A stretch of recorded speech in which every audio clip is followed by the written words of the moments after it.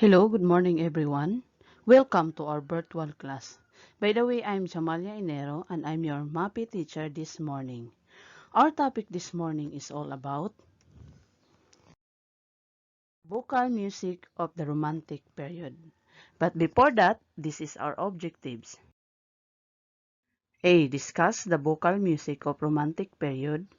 B. Identify the vocal music composer of Romantic period. C. Develop the importance of vocal music of the Romantic period. Vocal music of the Romantic period. Romantic artists found inspiration in landscapes. Their subjects were traditional myths, legends, and folklore, usually dealing with the supernatural, grotesque, and less ordinary. Vocal music in this period requires singers to perform a greater range of tone, color, dynamics, and pitch. Because of this, opera became an important source of musical expressions. The birth of the opera houses came. It was the place where all the arts converged, not only music but poetry, painting, architecture, and the dance as well. So this is the composers of the Romantic period. Number one is Franz Peter Schubert. The proper name for Franz Schubert songs is actually Lieder, which is the German word for songs.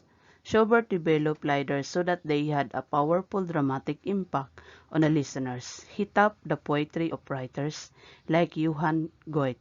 He is considered the last of the classical composers and one of the first romantic ones. His famous vocal music works, Lieder, were Gretchen and Am Spinrad, Erlkönig, Ellen Gisang III, Ave Maria, and Schauenich sang or Swan Song.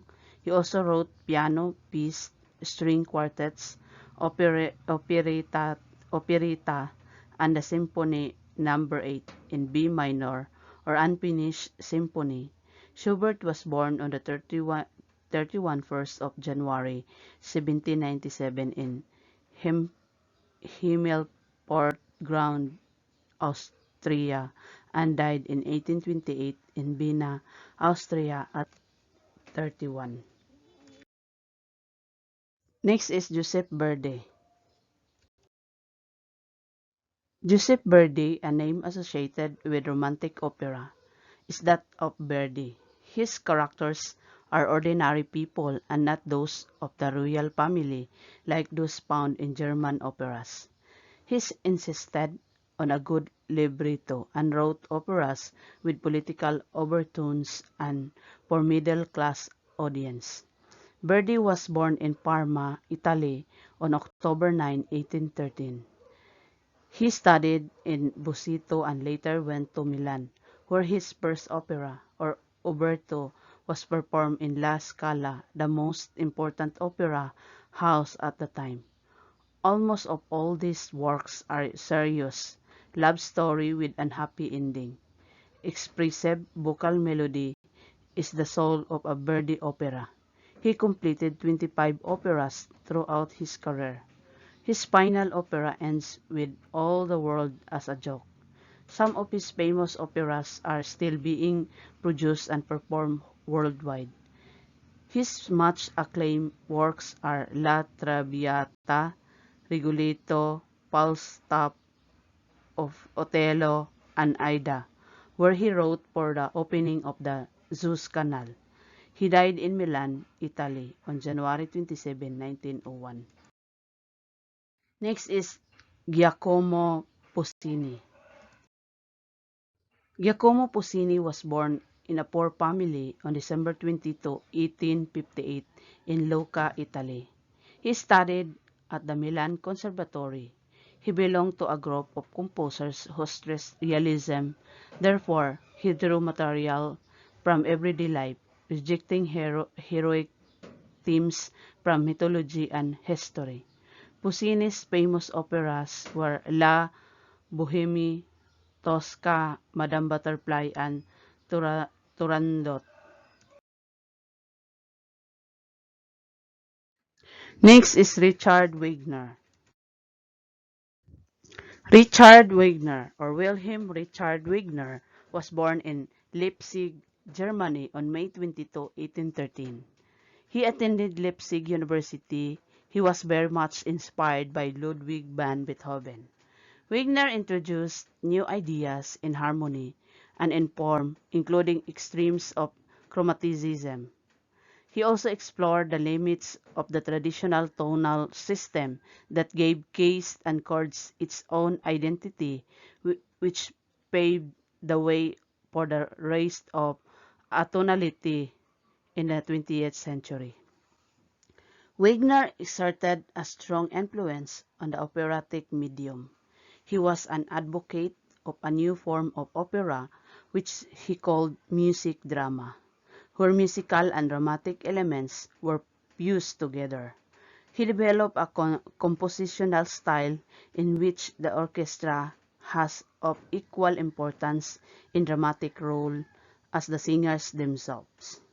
The expressiveness is aided by the use of leitmotifs or musical sequence standing for a particular character, plot element. His famous works are Tristan and Isolde, Die Walküre, Die Mr. Singer, Tannhäuser, and Parsifal.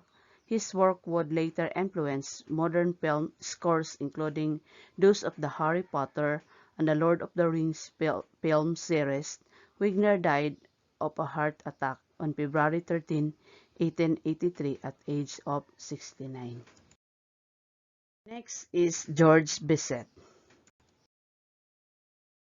George Bizet was registered with the legal name Alexander Caesar Leopold Bizet, but was baptized George Bizet and was always known by the later name.